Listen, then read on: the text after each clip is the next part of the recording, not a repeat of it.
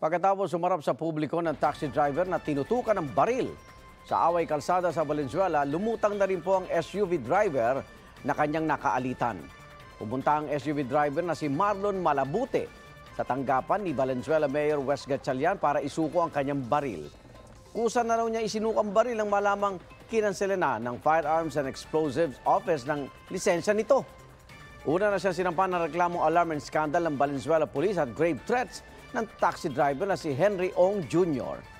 Nang tanungin si Malabute ng media tungkol sa insidente, matipid ang kanyang mga sagot.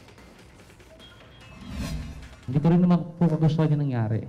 I respect the decision of my client not to disclose kung ano man po yung actual na nangyari.